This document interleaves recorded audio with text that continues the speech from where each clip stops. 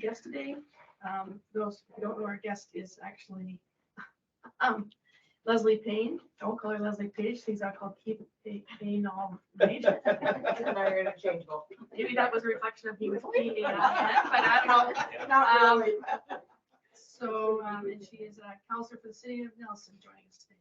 Is that chair okay? That one's okay, yeah. So, Sorry. I'd like to acknowledge that we are on the land of the, which we gather, traditional territory of the Ktunaxa, the Silks and the Six people, and its home, the Métis and many Aboriginal, diverse Aboriginal persons. We honor their connection to land, rivers, and respects the importance of the environment to our strength as a community. So if I could have a motion to move the consent agenda as circulated. Moved by Lena, second. Thank you. And all those in favor, is there anything that anybody wanted to pull out? Anybody see anything that was of concern or error or omission? And I see we have a meeting there that West Kootenay People and Racial Justice meeting, which I thought was very successful. So seeing no errors or omissions or comments, all those in favor of the consent agenda, and that is passed. Okay, presentations and audiences with the board. You're our only public. I'm not presenting, I'm just observing. Is that okay? Yep, you can observe. But if you have something you'd like to say, you can say it because this is the public I know. part. Okay. Well, sometimes like media comes, and oftentimes it's interesting is that, like, I mean, although we don't really answer media questions per se, is that they ask sometimes questions and it's just a general sort of inquiry question as opposed to like the media looking for a starry question. And so we engage with everybody that comes if they'd like to say anything. Okay, and then is this arising from previous meetings? I've seen that attached. And so then moving right into item number 6, the Chief Constable's report. So over to you, Chief Fisher.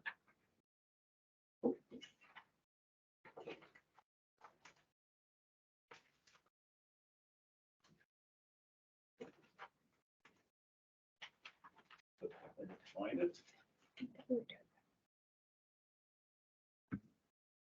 Okay, so very little to report on the Association of Municipal Chiefs of Police and the BC Association of Chiefs of Police. Just with the summer, we're just kind of getting going on a number of things. I've got a couple of committee meetings. So the mental health and addictions committee meeting is tomorrow, and then we have another cybercrime meeting coming up. Still kind of trying to find dates that work with people, but hopefully in the next 2 or 3 weeks. So I should have reports on both of those committees by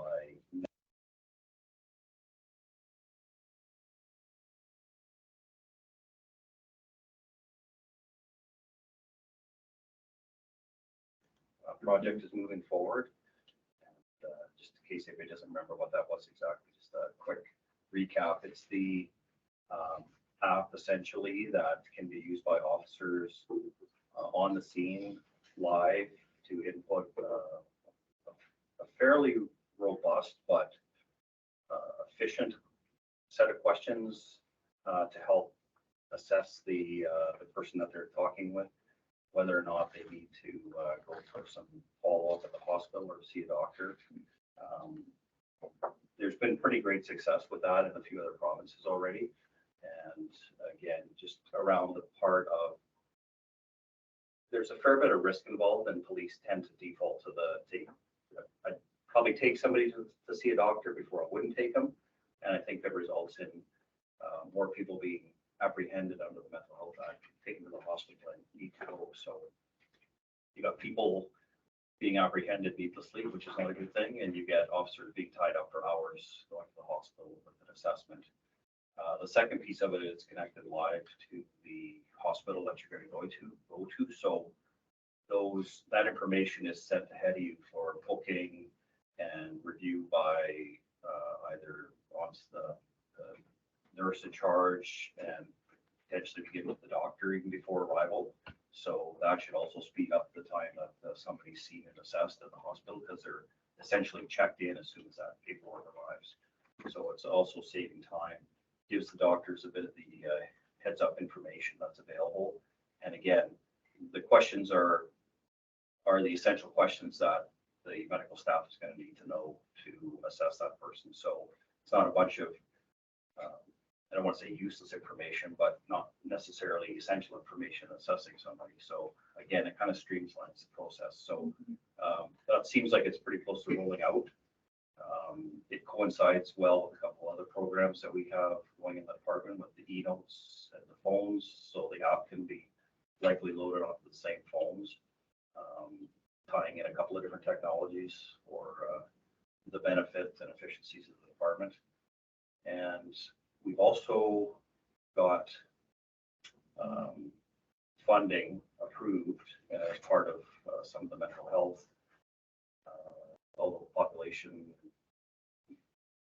work we're doing within the BCACP to have either a social worker or a nurse available to police.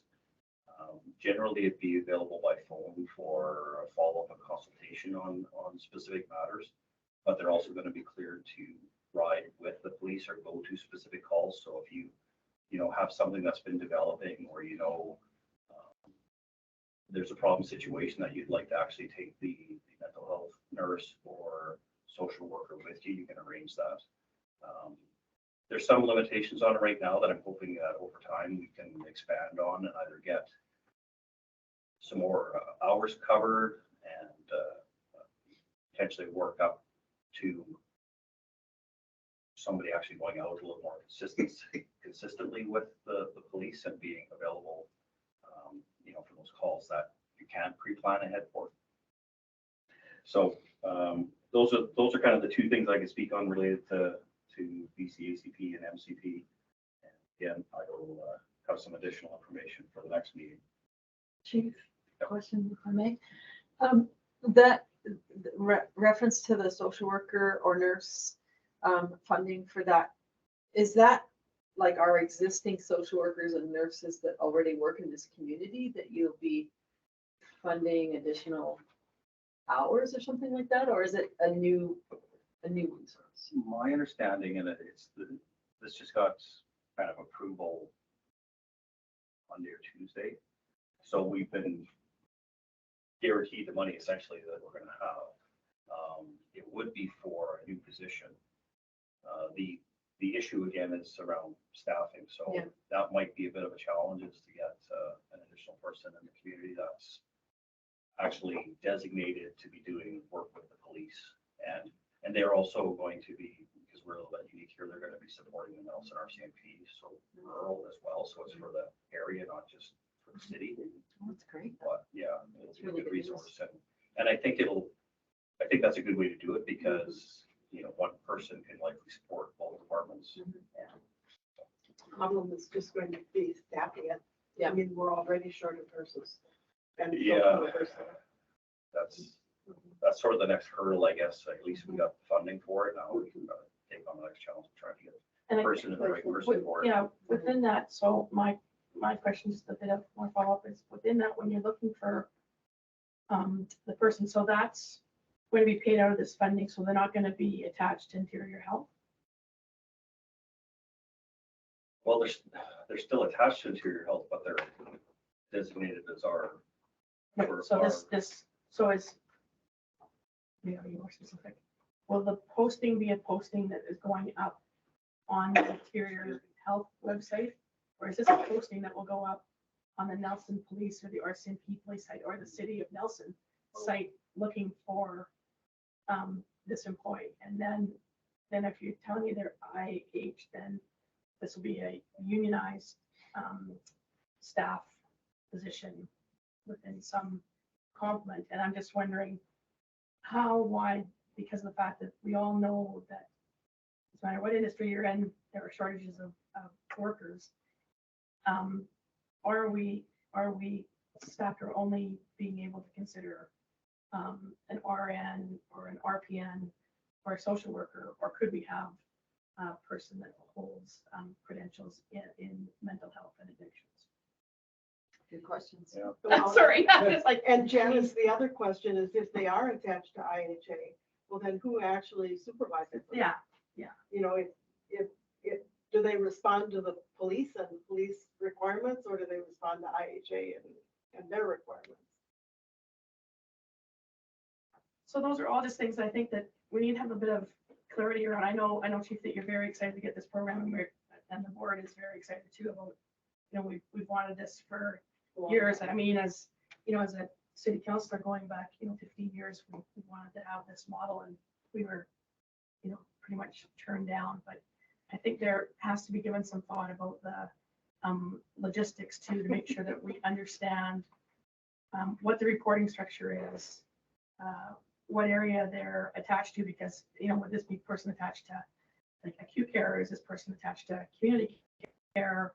Healthcare is a complicated thing, and we want to make sure that we get a person that, Actually meets our needs. yeah, exactly, and that we have sort of that Yeah, flexibility. that'll be the next With- challenge, other than just finding somebody, but finding somebody within the parameters of the qualifications that we're looking for. Yeah. There's supposed to be documentation related to the rollout and all of those types of things coming. I haven't gotten anything yet, so they're definitely good questions, but I don't have the answers quite yet. Yeah, I think it's a brand new program, right? So we have input, but so Yeah. you take these concerns, but put it into the discussion, because I think it's exciting. We have the money, that's the main thing. Yes, And then now we can work out what our needs are and be really specific right at the start.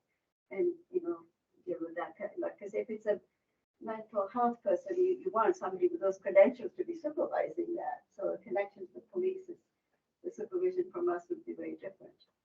I And think you would need both. Special funding from the province that's paying for it under, I don't know if it totally falls under the Safer Communities, but I think it falls under that umbrella. So it's kind of fence funding that's paying for that position to do a specific job. So I think there would be some recourse if, the person was being pulled away to cover shifts in the hospital because they're short or something Right. like that.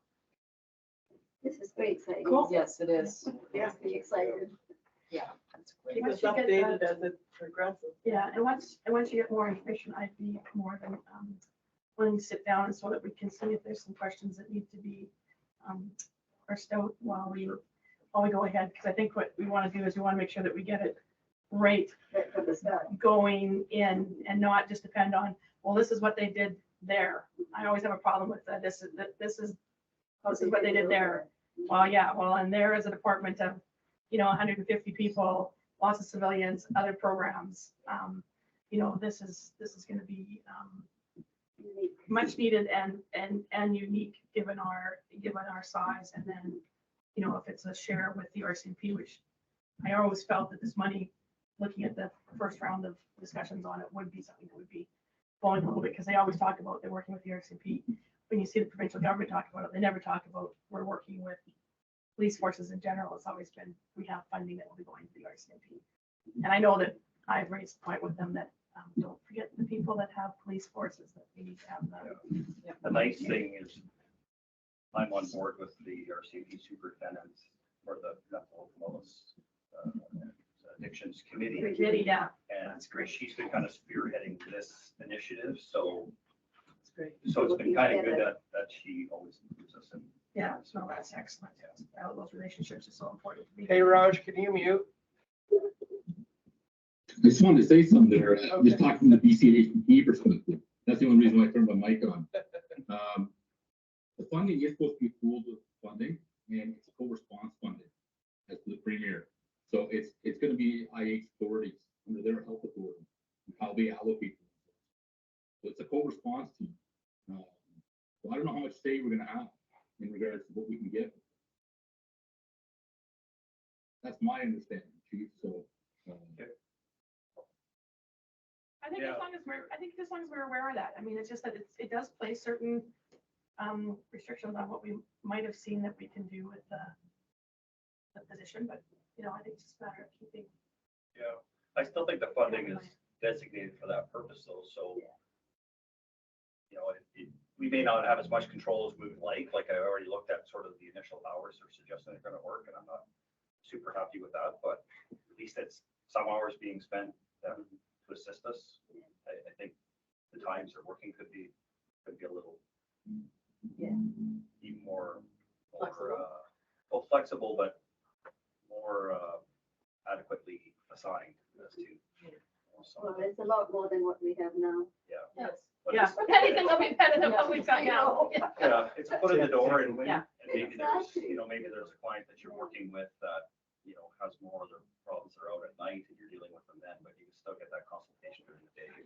So it's Well, a start. And it's also a question of keeping track of what happens once we have someone and Yeah. then reassessing every quarter or Yeah. every 6 months. Well, I think this is the case of trying to then track the efficacy of programs so that when the penny drops and then the funding suddenly has to be picked up by us, that we have the reporting structure within policing to report back to municipal council to say, now you gotta pay for it.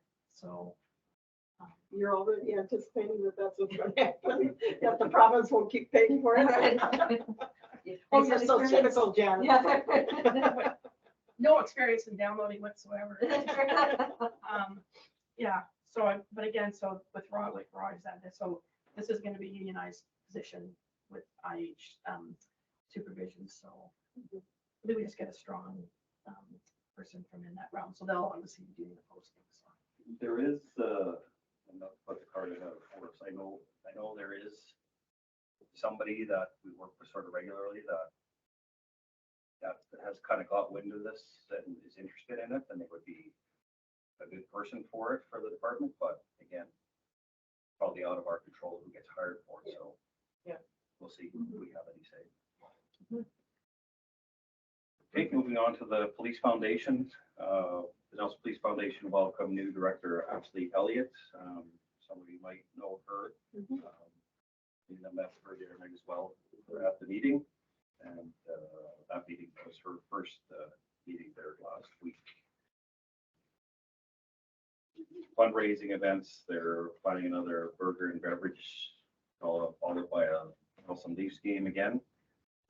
Tentatively planned for December the 7th. Great event, the last one was obviously very well attended because it was raising funds for the deaths of the families of the 2 members who died. It was just packed, but man, it's the ones I've attended, it's been fantastic. So forward to another one, and it's always well supported. And my child and I were talking, I think they could probably do one kind of in the fall, early winter, and one in the spring. This is it's not overly expensive to go to, and it's a nice night out for everybody. The foundation is also looking for ideas for activities that could be held as team building events for the department, like all the staff and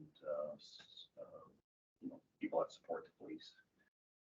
And lastly, much like everybody, they're trying to recruit new directors, as 2 of the long-serving directors that have been on Police Foundation pretty much since start are finishing their time on the foundation at the end of this year. So we'll have 2 positions that need to be filled.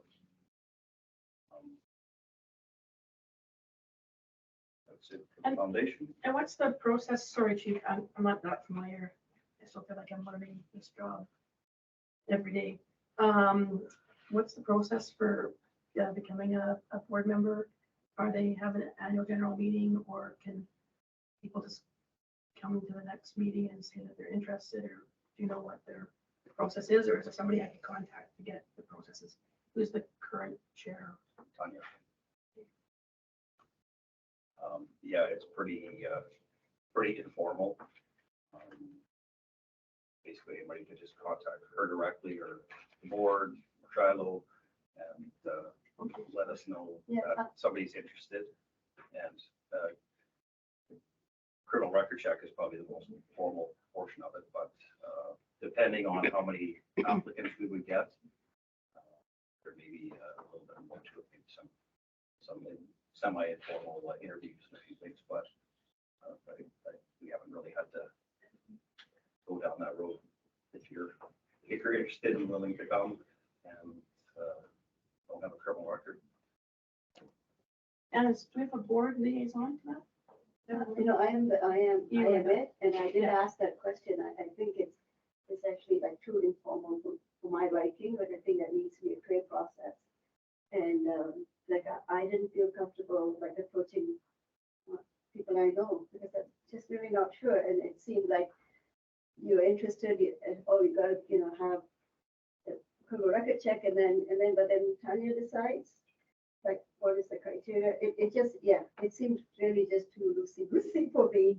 And so some thought needs to be given if you really want good people. But I think I can understand why though, because they had good people on and they were there for several years, but now they're retiring and moving on. So some thought needs to be given, and I think a clear posting. Then you can take the posting and say to people, right? Yeah. Yeah. As Because a fairly we need new people. project, though, wasn't it? I mean, that was only started in I asked for some information on it the other day, 2016, 2015? 2015, I think, maybe. 2015. Yeah. Wayne Hall- Yeah, Wayne that's Hall a young and stuff. organization. I think. Yeah, it's a young organization, so. But I did ask that question. It's just advertised in the, like, kind of locally. Yeah. Yeah. Yeah, it would be nice to have a little bit more regimented, I mean, not Structure, some regimented, but yeah. structure, But, yeah. I guess unfortunately, it's probably, I think it's not the best, but sometimes if you've got somebody interested, and you kind of know about them, have a little bit of background on police Yeah. checks. Well, I was asked by somebody at the co-op if, this person was on the police board. So there's confusion between police board and the police Yeah. foundation. So there's no clarity out there in the community. as to who- Yeah, I can see some of the Yeah. the blurred line there. Mhm. I think sometimes some of that's maybe a little bit intentional, but probably needs to be stopped. Because the idea there is for them to be a fundraising Yeah. farm for, Yeah, they're The not foundation. anything to do with the operation of the Yeah. department Yeah. or any operational Exactly. yeah, decisions. and that's really, needs to be, I don't have any And they- voting power. I know there is one. Yeah, I'm not- yeah, you just, I don't think. thanks, I just needed to know that. And they also don't act as we do on behalf Of the- of the citizens to and basically govern the police Yeah. department. So their role has nothing to do with governance. Yeah. But you're right, I don't think that's well understood. No. Okay. Okay, the community safety officer program is still moving forward. 2 officers, so Heidi and Jasmine left this past weekend, driving to Sandwich to participate in 5 weeks of CSO training as put on by the Sandwich Police Department that they put on for their CSOs. Feel pretty lucky that they were able to get us 2 spots on there. They've got a pretty good agenda of training items, and I think they'll come back with some good ideas and some good knowledge about kind of what their role is and what they can do for the community. So look forward to hearing back. We're gonna check in with them kind of every week and just see how things are going, get a little bit of sense of what they're learning and what they have coming up. The CSOs remained active for the past couple of weeks and completed a number of internal projects. They did some prep work sessions for events and things that they want to be involved in when they get back. So they have that prep work started already. When they're fully trained, they will be able to actually deliver those items. We're still experiencing some delays as far as essential safety equipment. We got the old supply chain issues excuse, but because we couldn't get all of the safety equipment here for them, that really limited what they could do outside of the building essentially for the last couple of weeks, which was kind of disappointing because I thought, it would have been nice to get them out in the public, in the community, at least get a little bit familiar while it was still kind of summer, although they'll be back kind of second week of October. So once they do off and they hit the ground running and get down to the businesses and get down on Baker and see, I don't know if there's a ton of community events going on after that time for the year, but once getting closer to Christmas, there's a few things that we can probably have them involved in, so. I think it was a reasonably good summer with them. Again, things didn't go quite as smoothly, and they weren't able to do quite as many things out in public as I would have liked, but again, they're got on a good training course, should have all the equipment before they get back, so when they do get back, we can really get going on those things that we weren't able to do till now. That's it for me. Excellent. Any further questions for the chief at this time? Not, can I have a motion that the Nelson Police Board receives, accept the chief's constable report as presented? It's been moved and seconded. All those in favor? And that carries. Thank you. So Raj, are you actually gonna give a report? I can, it's not much, so it's just basically the statistics in regards to what the RJ has done so far this year. Okay, well, we'd love to hear that. Okay, restorative justice, they've had a total of 5 files for this year. 1 is in progress, 3 have been completed, and 1 has been withdrawn. That's my report. Anybody have any questions for, I'm just kind of curious why there's so few files this year. Like, it's September. You know, we've had the stats feel like they've been the same kind of ongoing the whole year, and I'm just curious why there seems to be no, why we aren't seeing more RJ files. If there's Well, I think there's a couple reasons for that, Devin. I think a few of it is the lack of resources that we've been running with all year. okay, like volunteers and stuff. That you mean? Yeah, that's probably one of the major reasons why. Because for the last 2 or 3 months, we've had the RCMP kind of covering shifts. At the beginning of the year, we had the tragedy that wound up resulting in the RCMP coming in and covering a bunch of shifts as well, which kind of caused a lot of, I guess, a little bit of an influx in regards to how the files were being and pushing forward and whatnot. So it caused a little bit of this disjointedness, I guess, you know, and I think it's kind of settling in now. And we're starting to get new people coming in, learning with the RJ system. So there's been an influx of people, changing the personnel. I think it's been a bunch of transitions that have caused the lack of files this year. Can I ask a follow-up on that one? Yeah, are there barriers to officers using the RJ system? Like, other than new officers learning it or whatever, are there barriers? Like, is it more work than proceeding down? It's actually less work, Jane.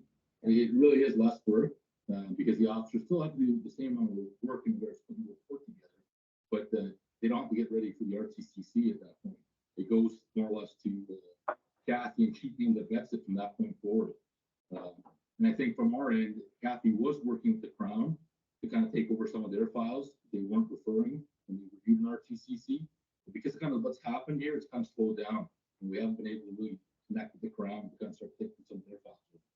So the bottom line, really, the end result is that I think change has kind of stalled a lot of things here. But I think we'll get back on track. I think that comes down with the supervisors too, because we lost a couple of supervisors that were starting to pick up the, if the officers didn't refer it to RJ, when they reviewed it, they were picking ones out, saying, hey, maybe think about RJ for this one. So now we've got not experienced supervisors, so actors filling in, and a lot of stuff is new for them. And I think sometimes they've just gotten out of their mindset of trying to put that lens on too while they're reviewing files. They're just trying to get the files reviewed, period, forgetting a few of the things we're wanting them to pay attention to. thank you. And not every, of course, when we've got new people coming on, not everybody has a restorative justice program that looks like ours.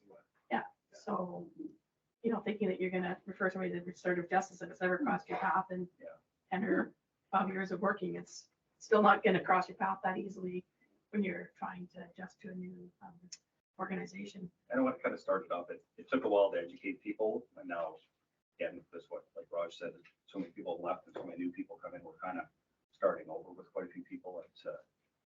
This is what it does, this is what you need to look for, this is what you should consider when you're reviewing your files, whether or not it's suitable you know, which files can go to RJ, which files can't go to RJ. And so, Raj, I have another question, or maybe the chief can answer it. Just in terms of, because we do use civilians, we use lay people as part of this. Do we have enough people that once something has gone to restorative justice to be involved with this? Or do we need to be asking our friends and relatives if they're interested in learning about this kind of process to be on hand to actually participate? Do they need more Yeah, that's a good volunteers? question. Yeah, you need more volunteers, yeah. Just call for volunteers. Listen. That's a really good question. I'm gonna try to kind of get the answer to that here. What basically happens, Kathy wanted to keep a pool volunteers. It's more or less when the time completes to wind up kind of replenishing them. She's been able to maintain the same volunteers for the last year and a bit since I've been here. So it's kind of been enough work with the number of files that we have.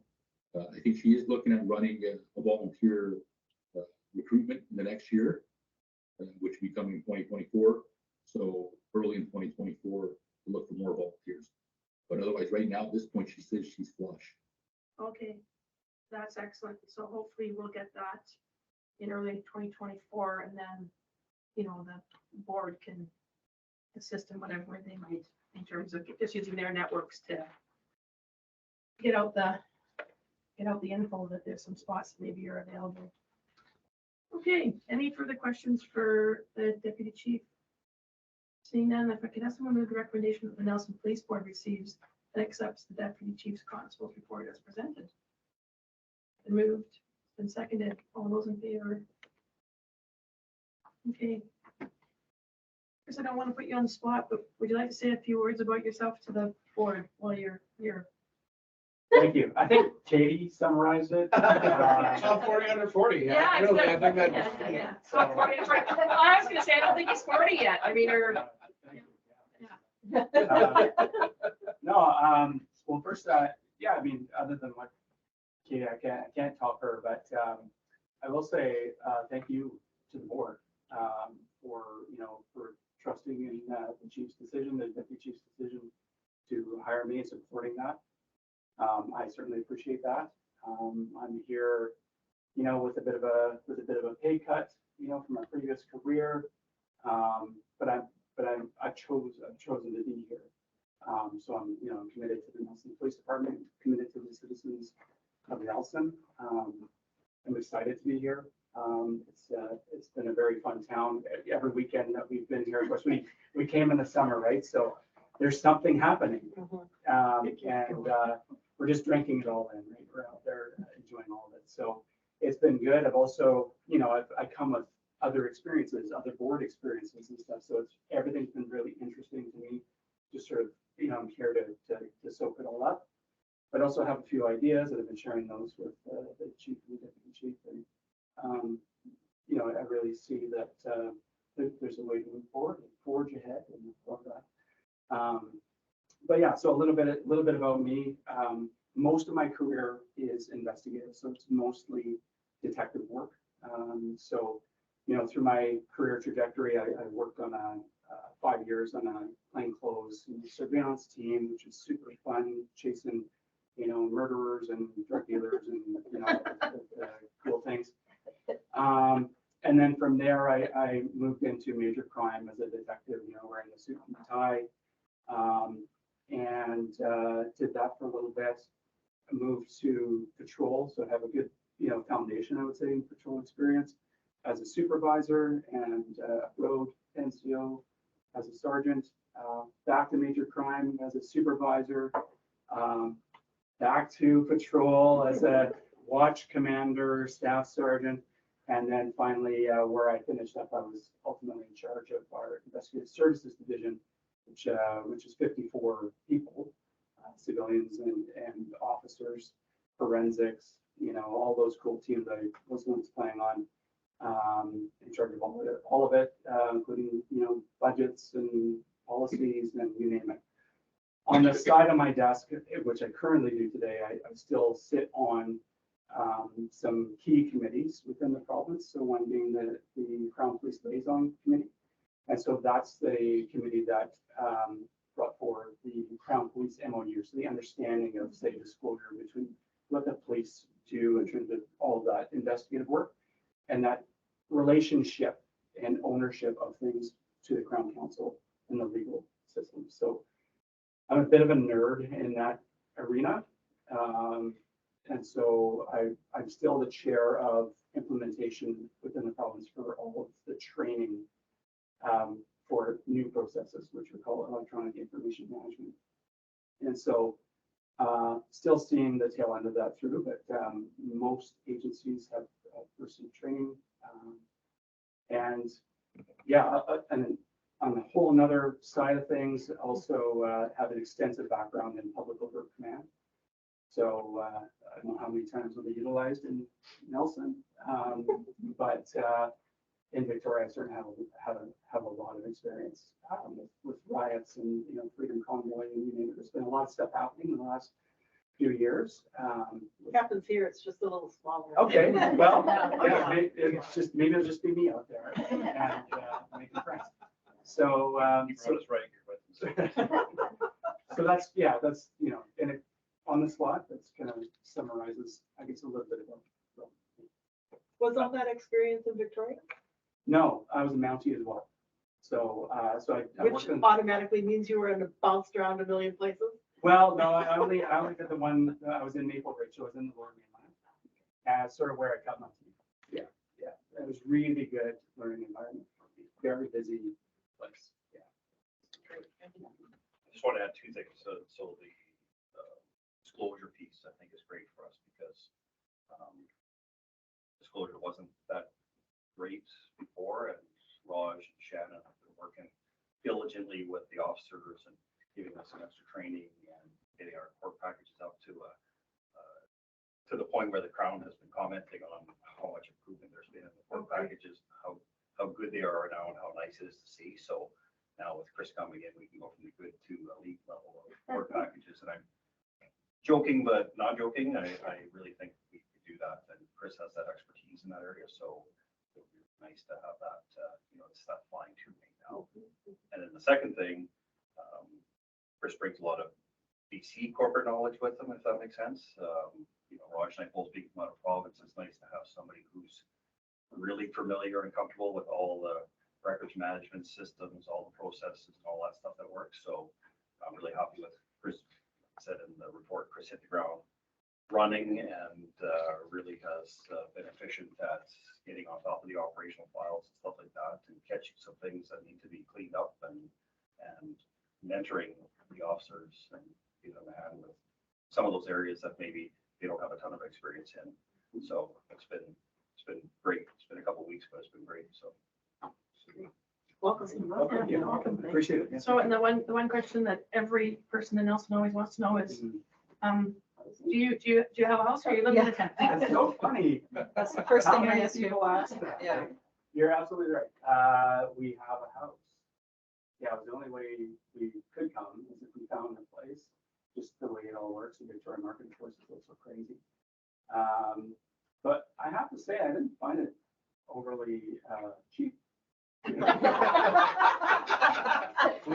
you thought going to the interior meant cheap. Yeah. I was like, okay. Anywhere except Nelson. No way, Jose. Where are we going to keep all our extra money? But we are in Nelson Province, and that was really important to us in our lifestyle. We want to be connected. So we're in the Fairview area, and we've enjoyed the park. We've enjoyed the little trails and the walks and the things that come with that. We are just like really nervous about winter. Well, if you're in Fairview, You have to get really, really good You winter know what, tires. Fairview All is- season won't cut it. yeah, you do have to have the real ones because they do. Oh, please stop you. Oh, well, but you probably know the police to check those tires. But you live in Fairview, and it's sort of like the joke that when you live in Fairview, you get spring and summer a month before mid-level, and then if you happen Uphill. to live in True Uphill by the cemetery, you don't see summer until August, and then it starts snowing again. So yeah. You know what? I lived in Victoria for like 5 years. You know what I love about here is that In Victoria, you're always damp in wintertime.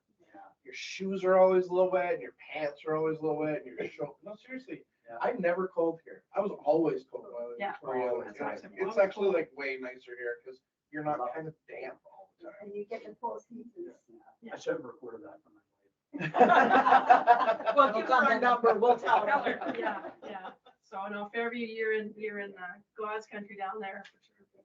Anyways, thank you very much for that. I hate to put you on the spot, but you're here and it's always good for us to get an opportunity to know our members and be able to say like, how's your child doing? And, how is life in Fairview? Anything that we can help you with to make you more at home here, so. No, sorry, the only other last thing I was thinking when Katie was doing her stuff, that this is kind of our succession planning, so we are doing it. Yes. Yeah. We knew that. Yes. You did. Yes. So on to item 8.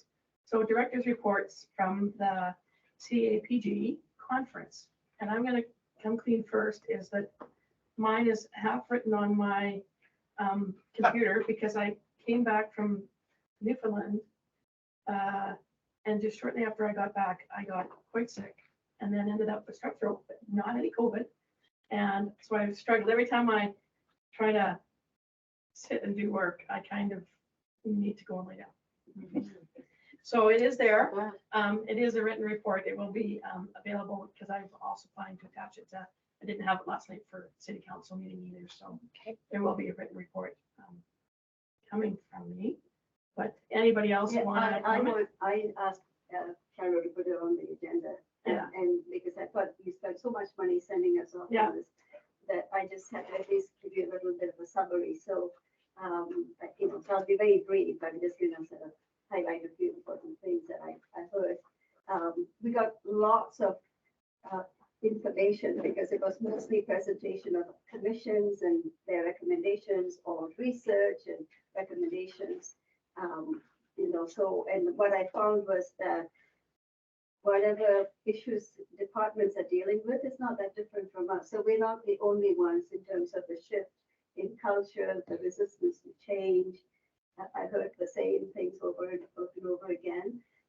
The conference began with the what do they call the person who opens the remarks, right? Keynote The speaker. Keynote speaker. He was He excellent. happened to be a medical person, but he was also the founder of CAPG. I thought, oh gosh, what's he going to share?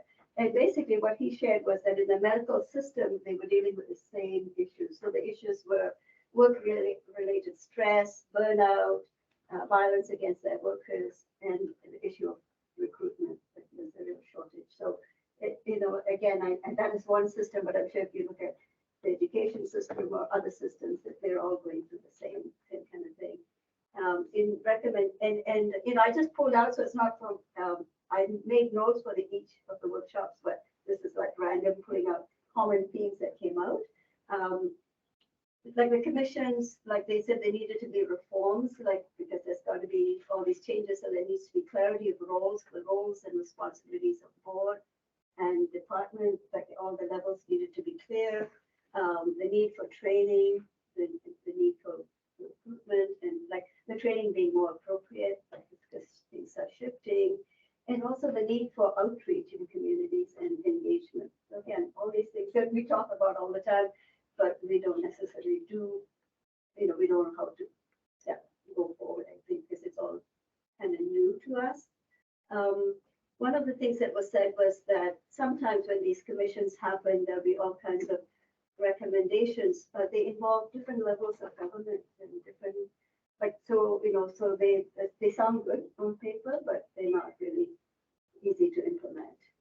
And so that was a sort of a warning that these recommendations don't just sit in bookshelves, that, maybe you can pull things out that you can do, but sometimes when these commissions are completed, people are not aware that, oh yeah, this is somebody else's jurisdiction, like you want to make this change, but you can't do it because it's provincial or it's municipal or whatever, right?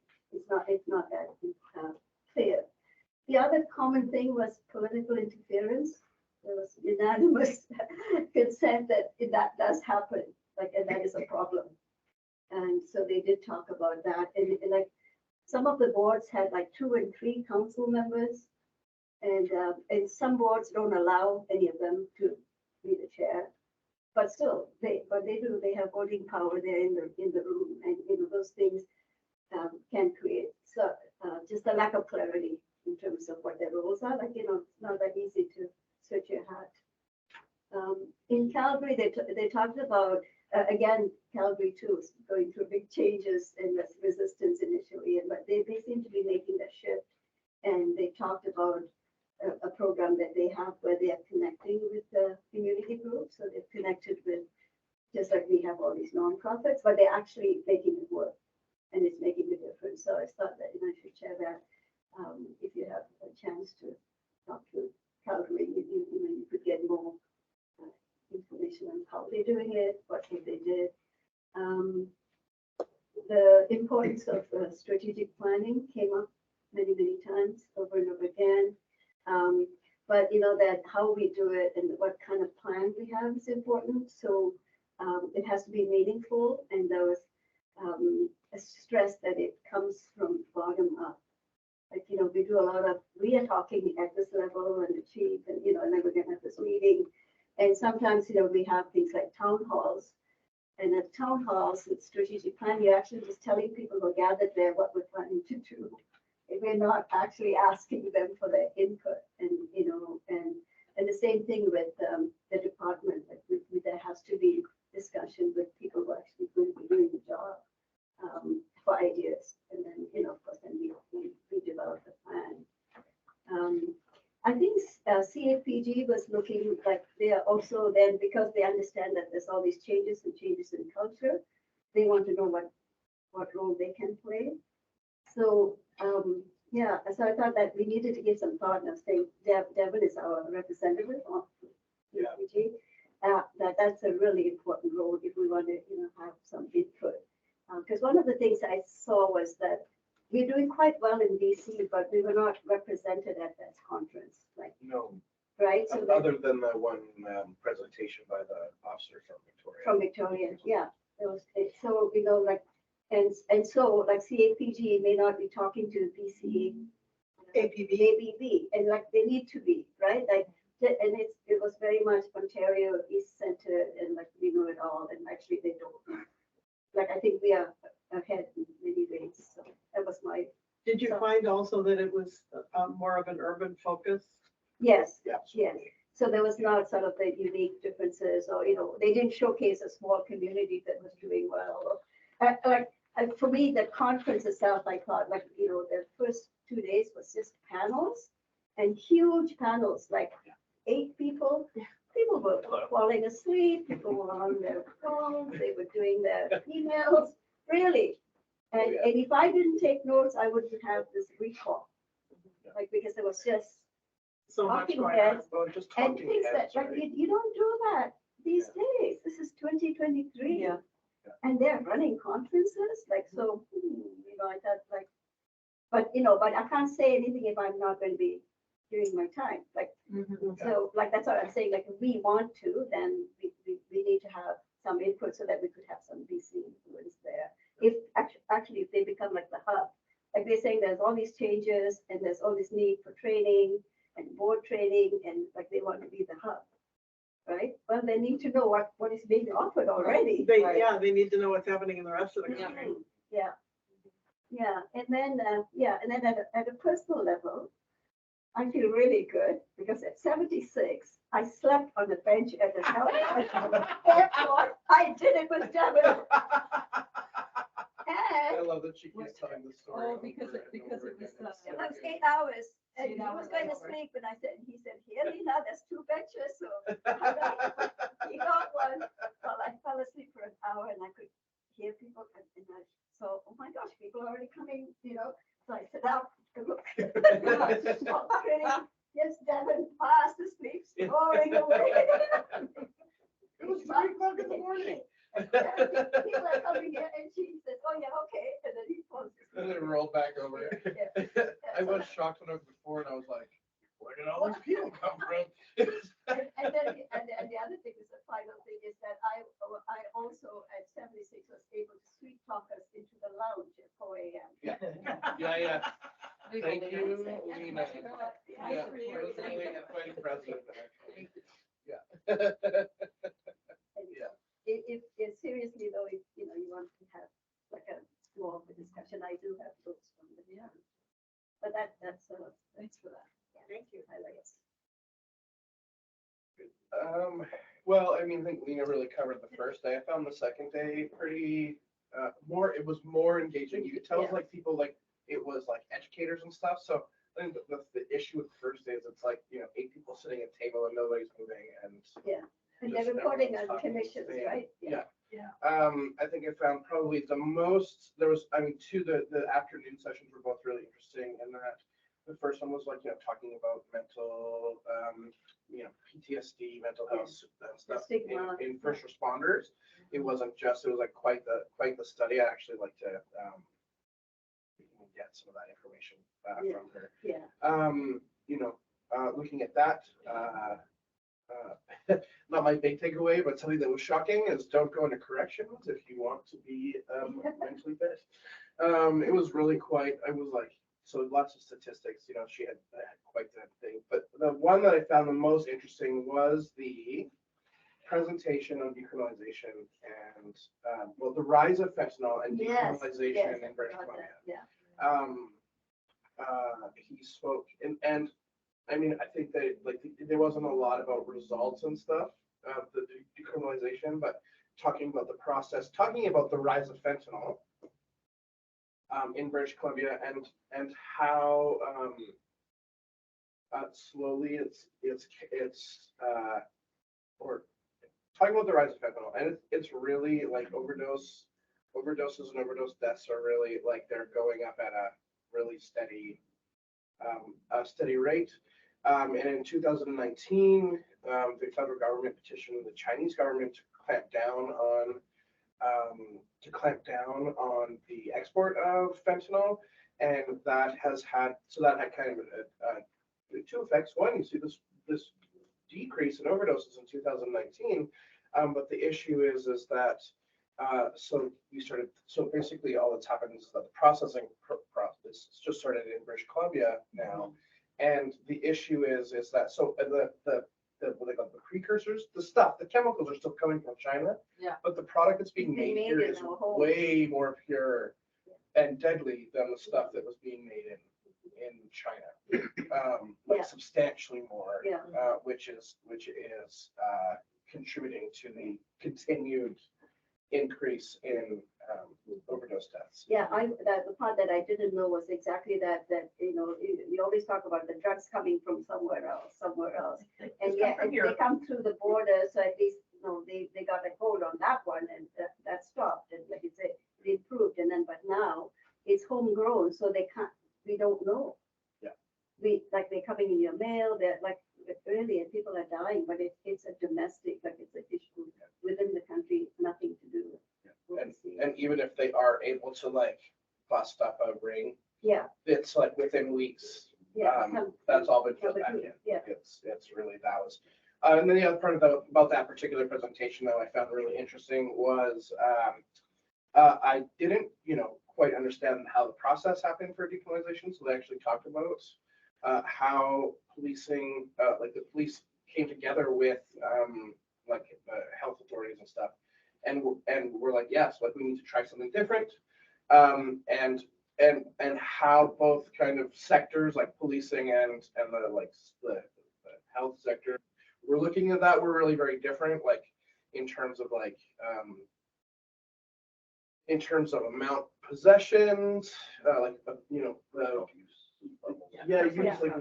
totally. So there was definitely some like really big differences there, and it looks like kind of Health Canada came down in the middle on a lot of things, but also that there was a lack, like kind of the reason we've seen the city created bylaw around like parks and stuff is that unless you were in the only places that were the only restrictions that were put in place were K-12, and there was one other, and helicopters and Coast Guard vessels were the only places that you were not Not allowed to. allowed to possess. which I found really, really interesting. The Coast Guard thing just kind of cracked me up because I was like, really? Like, It's like, it stands out like a bit of a Um, lightning rod. yeah, and I mean, kind of my own,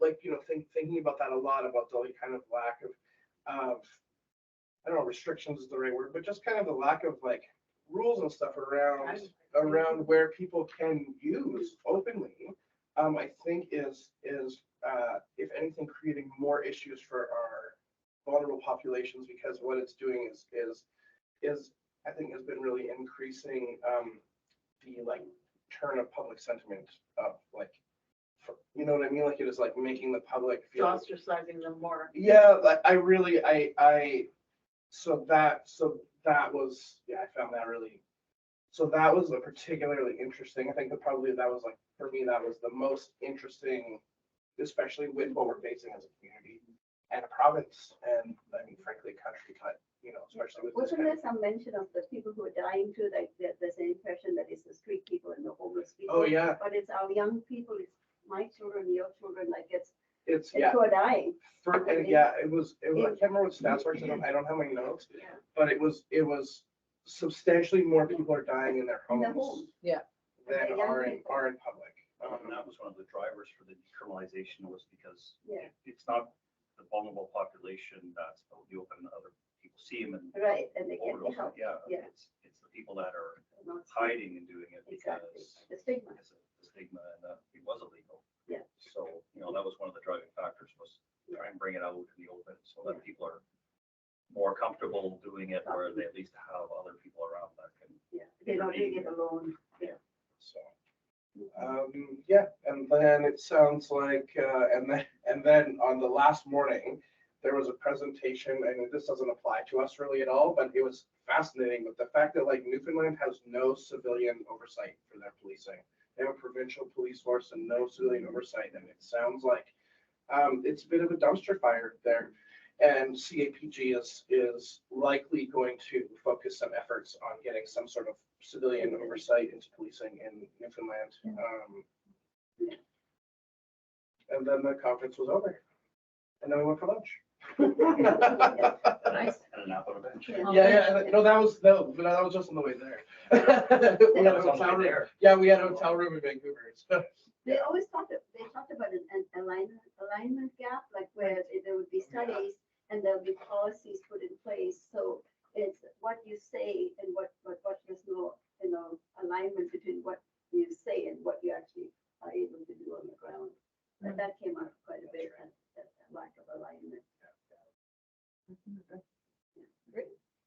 Thank you. Anyway, Lots it's of- good. All of you for Time. attending. Yeah, lots of great networking too. Like, really met a lot of people from across the country. We're the only province that requires the mayor to be the chair. Yeah. Nobody else. In fact, I don't know. I mean, I didn't meet anybody who had an elected official as a chair at all, actually. No, I think Anywhere they're else. members, but Yeah. they're not chair. Yeah. That in fact, that there was like a lot of rules around the elected members, elected officials not being the chair. Yeah. So. Thank you. Cool. It's pretty exciting. So I think that presentation on decrim was by, Conor King. Isn't he he's out of your detachment, isn't he? He's Victoria? Yeah. And he's Victoria. Yeah. Mentor of mine, very close friend. Yeah. Yeah, he's been doing the directing for a long time, because I saw him present 10 years ago. Probably when fentanyl first came in, I met with him Okay. about, while it was still China. Seen that presentation when it was still all coming in China. Well, now he travels the world. Yeah, Right, no, yeah. he's the guy, if you want to talk about, Yeah. well, fentanyl and drug trafficking and everything else, he is the go-to, and so. And he was one of the few, like you said, people from British Columbia. Who was That's right. there. Yeah. And I mean, and the unfortunate part of this is cost. I mean, places like VPD have deep pockets and stuff like that. They could probably send more if they're interested. We did have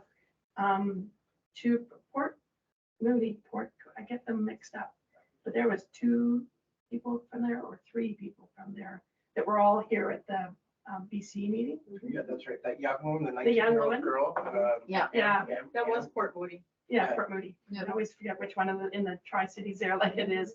And yeah, she was very enthusiastic about being there. So a few did go, but you know, it's expensive to go across the country. Yes. So, and again, No, I didn't thought mean that- attendance, I meant as presenters. as pleasures, exactly. Well, we had talked on campus. I mean, he is from PPD. I mean, and he's been around for a long time. I mean, and he was on all those panels and on the panel on the last day. Yeah, So no, there was, it was relating to governance yeah, and what we're doing in governance yeah, training. he's, I he just thought represents the that police. Watson had done a great job, Yes. Yeah. and there was no mention of Yes. Watson. That's Yeah. what I'm saying. Yeah, the rest of And the that- country should know about And it that. was about governance, it was about Yeah. excellence in governance. Yeah. So, Yeah, and that's why we're so far, we're really far ahead because of that. So, yeah. But the county needs to.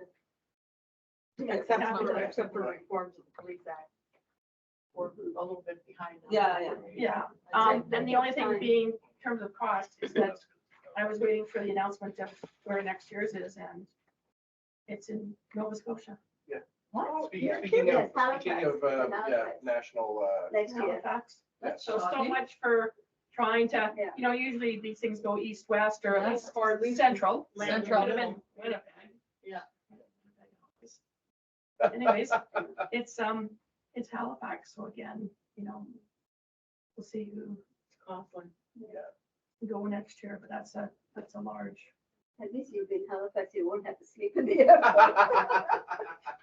For one more flight to St. John's. You guys were troopers, and look at, and you didn't even get sick, and I was the one that. We I had didn't a get great- sick at all. Lena and I had a great time. The whole week, we had a great time. They Yeah, were, they were making the most of it. yeah, we had so And they much were, fun. they were there Hey, I on attended, time I early, attended every session. and they were at Yeah. every section, That's so. awesome. Good for you.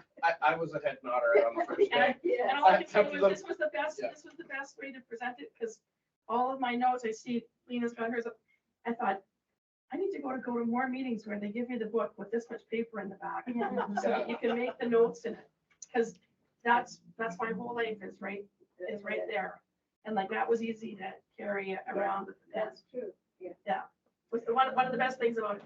So we are. Yeah, let's go, guys. Yeah, Yes. so, I have no report to give it at this time. Like I said, my copy will come, in writing, and I'll make sure it's attached for the next, meeting, just so that it makes it complete. There is no new business or late items.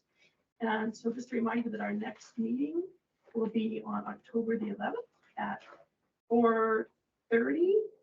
And so if I could have a motion to adjourn the open meeting. Moved, seconded, and all in favor, and that carries. Okay.